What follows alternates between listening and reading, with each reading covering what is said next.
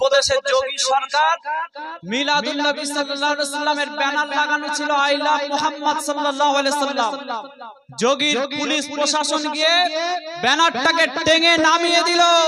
আজকে আমি উত্তর প্রদেশের যোগী সরকারকে এই বাংলার জমিন থেকে জানিয়ে দিতে চাই, এই ভারতবর্ষের জমিনে যেমন খ্রিস্টান ভাইদের অনুমতি আছে, রাইট আছে আই লাভ জিসাসটা লিখে দেওয়ার, হিন্দু ভাইদের যেমন অধিকার আছে, যদি হিন্দু ভাইরা আই লাভ রাম লিখতে পারে, আই লাভ মহাদেব লিখতে পারে, কেউ আই লাভ যোগী লিখতে পারে, কেউ আই লাভ মোদি যদি এই ভারতবর্ষের জমিনে দাঁড়িয়ে লিখতে পারে, আমরা ভারতবর্ষের 40 কোটি মুসলমান একবার দুবার নয় 1 কোটি বার আমার রাসূলুল্লাহর নামের ব্যানারকে টাঙিয়ে দিতে পারি। আজকে একটা ব্যানার থেকে নামিয়েছে, ভারতবর্ষের কোটি কোটি মুসলমান লক্ষ লক্ষ ব্যানার ছাপিয়েছে। ঠিক বলছি না ভুল বলছি? সেই উত্তর প্রদেশের ছায়া আবার বাংলায় দেখা যাচ্ছে। কথা বুঝতে পারছেন না? উত্তর প্রদেশের ছায়া আবার বাংলায় দেখা যাচ্ছে। ওখানে মিলাদুন নবীকে কেন্দ্র করে ব্যানার নামানো হচ্ছে, এখানে আবার মিলাদুন নবীতে গেলে নাকি ঘরে আক্রমণ করা হচ্ছে। কথা বুঝতে পারছেন না?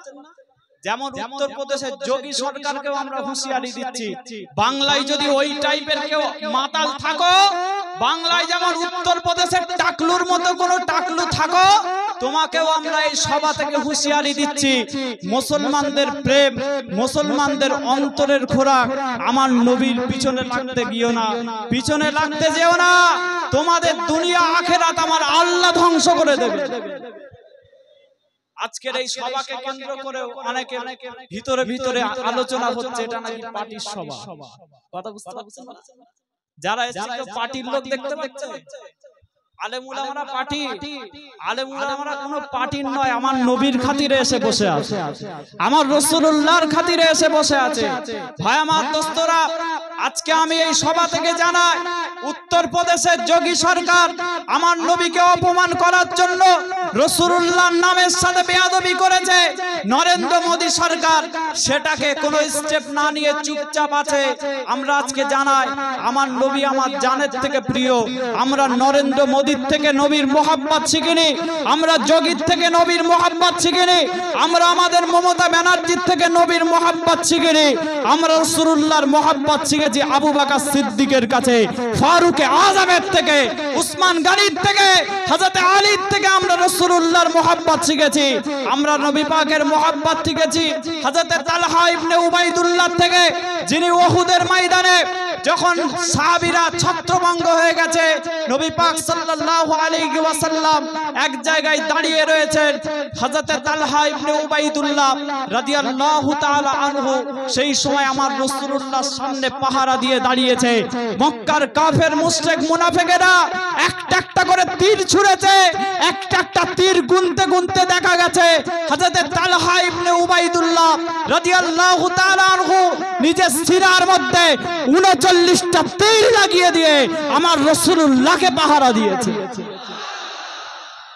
আমরা মোদির থেকে নবীর মোহাব্বত শিখবো না,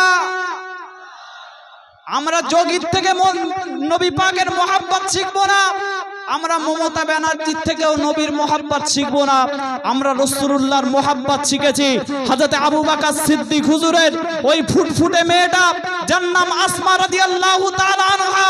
আমার রাসূলুল্লাহ যখন গারে সুরের মধ্যে অন্ধকার, কুচকুচে অন্ধকার, পাথরের পথ, পাহাড়ি পথকে অতিক্রম করে প্রত্যেক রাতে আসমা রাদিয়াল্লাহু তাআলা আনহা নবী পাকের কাছে নাস্তা নিয়ে যেত। একদিন হয়ে গেছে, দুদিন হয়ে গেছে, তৃতীয় দিন রাতে রাসূলুল্লাহর কাছে যখন নাস্তা নিয়ে হযরত আসমা রাদিয়াল্লাহু তাআলা আনহা হাজির হয়েছে, নবী পাক সাল্লাল্লাহু আলাইহি ওয়াসাল্লাম বলছেন, আসমা তোমার চেহারাটা এত মলিন কেন, তোমার মাথাতে কাটার দাগ কেন? হযরত আসমা রাদিয়াল্লাহু তাআলা আনহা চোখের পানি ছেড়ে দিয়ে আমার নবীকে বলেছিলেন, ইয়া রাসূলুল্লাহ, ইয়া হাবিবাল্লাহ, যখন আমি নাস্তা দিয়ে ফিরছিলাম আবু জেহেল আমাকে দেখে ফেলেছে। আমাকে দেখে ফেলে আবু জেহেল বলছে, নিশ্চয়ই তুমি তোমার বাপ আবু বকর এবং মুহাম্মাদের কাছ থেকে ফিরছো, বলো মুহাম্মাদের ঠিকানা কোথায়, আমরা তাকে গিয়ে অ্যারেস্ট করব, হত্যা করব। সেদিন হযরত আসমা বিনতে আবু বকর রাদিয়াল্লাহু তাআলা আনহা চিৎকার আওয়াজ দিয়ে বলেছিলেন, এই আবু জেহেল, আমি আসমা ছোট মেয়ে হতে পারি, আমার ঈমান এত দুর্বল নয়, তোর যদি প্রয়োজন হয় তুই আমার জানটা নিয়ে নিতে পারিস, আমি আমার রাসূলুল্লাহর ঠিকানা বলতে পারবো।